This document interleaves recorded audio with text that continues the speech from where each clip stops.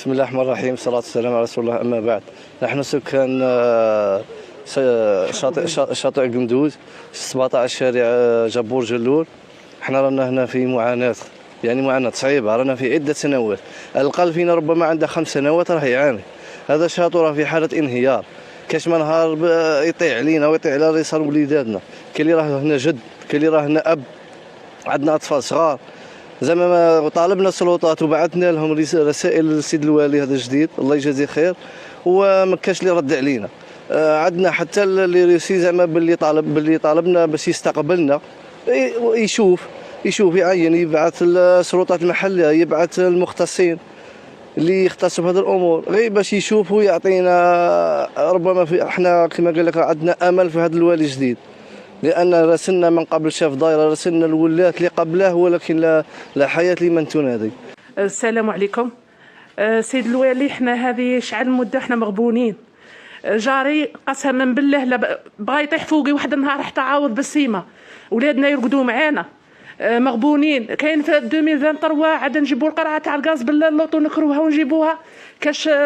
كلشي راه مهدم، كلشي راه مهدم. عندها فيها 2 قرون.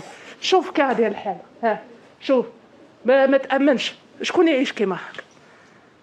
وفرحنا من قالوا هذا السيد الوالي راه يبغي الناس المساكين، ما باغيش. فرحنا في قلوبنا، بغا يعطينا ولا ما يعطيناش، المهم يقف مع الزغابه. شكون يشري سكنه في هذا الوقت؟ التالي فينا يلحق 2 ولا شادين لهذه 2 ياكل يخلص الضو وش يدير. يشوف فينا انا مغبونين، ولادنا يرقدوا معانا، معمرين حساسيه. هاودوا منا تشوفوا الحاله كي دايره. هاودوا في الصيف الطوبيت، في المشى الطوبيت، وفي الصيف الفوعه والحنوشه. يعاوننا في جاه ربي، اللي قاع عنده سكنه ما يعطيهش. السلام عليكم. هذه السكنه عندي راها راني بالك في 20 عام راني ساكن هنا، وراه القطره من كل جهه وتسلم من كل جهه، يعني وغادي تشوف الداخل. وعندي احنا 7 يعني عندي 7 تاع الاولاد، فيهم اللي متزوج وفيهم، ولكن ضيق كبير عندنا. ما عينا يعني كي نديروا راه عندي يعني كيقول لهم الطاعون، راه عندي 5 تاع الطاعون، ولكن ما بان لي حتى حد تاع هي ما بانت لي يعني في هذا كيقولوا. ولكن انا نعانوا بزاف، ورانا في 18 عام كاع صحابي اللي كانوا معانا داو وحنا ما ديناش، بصح ما عرفناش علاه، بصح يفهمونا علاش ما عطيتوناش السكنه. يقولوا لنا بلي عندكم ولا عندكم ارض، عندكم سكنه، عندكم باش احنا نفهموا. دوك حنا كاع ما فهموناش، يجوا يشوفوا ويروحوا. وكاع اللي كيقولها كاع عندنا الدوسيه تاعهم كلشي راه عندهم، يعني كاع المشاكل تاعنا راه عندهم، يعرفونا كاع كي دايرين. ولكن ما بان حتى هي ما بانت لنا لحد الان. ونقول سيد الولي يعني هذا الجديد ان شاء الله يكون فيه الخير، يشوف فينا، يجي يعني يضرب دوره هنا عندنا ويشوف يعني كي داير الحاله تاعنا كي راه دايره. السلام عليكم. انا معك بوها بوحجر، انا واحد من السكان هذو هنايا. شوف رانا في خطر سيد الوالي، شوف خطر على الدراري الصغار وكاع. ما احنا صبرنا اللي صبرنا، والدينا قبلنا كاع ماتوا، وخاطر على ولادنا وكاع. شوف ديجا هذه عاد طاحت راها في واحد الشهر ولا رانا رقعناها. شوف خاطر بزاف.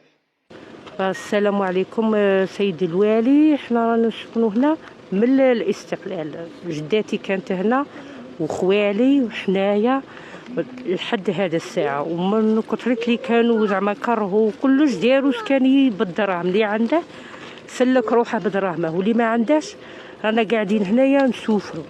كل واحد عنده بيتو كوزينه، بيتو كوزينه، بيتو كوزينه، بزاف ضيق. كيما انايا راني انا وخوتي 2 عزاب في بيت وحده، وعندي خويا واحد اخر متزوج ثاني عنده بيتو كوزينه، واحد اخر ثاني عنده شومبره واول وكوزينه. تسمى رانا مغبونين فيها قطره.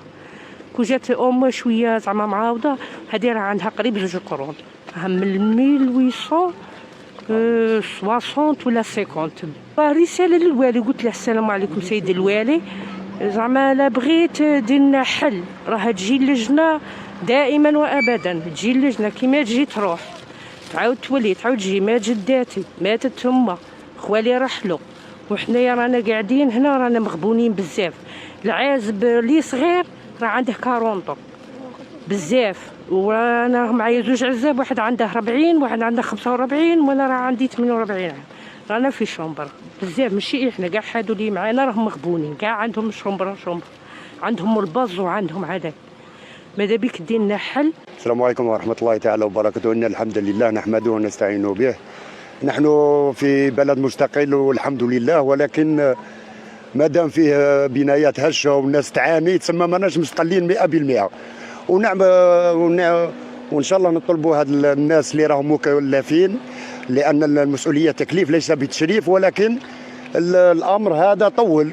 يعني مصطلحا يعني القاوري اللي بناها ومات، يعني راه 1840 ونديك بالعباس مبنيه 1840. يعني الانسان كما تحب لنفسك حب لاخيك. يعني فيها اطفال راهم ساكن، يعني كما نقولوا ينامون على شفا جرف نهار. يعني الانسان ينظر بعين الرحمه باذن الله سبحانه وتعالى. القوت يجيبوه، ولكن المبيت لازم الانسان يبات مطمئن في الثلوج في الرياح، في قدر اي لحظه تسقط عليه سبحان الله محسنه الزانقه ولا تحصي قرموده ولا حيه. والانسان ان شاء الله يكون صادق هذا المره ان شاء الله، ويكون قبول هذا الطعن اللي طعنوا به الاخوان هنا.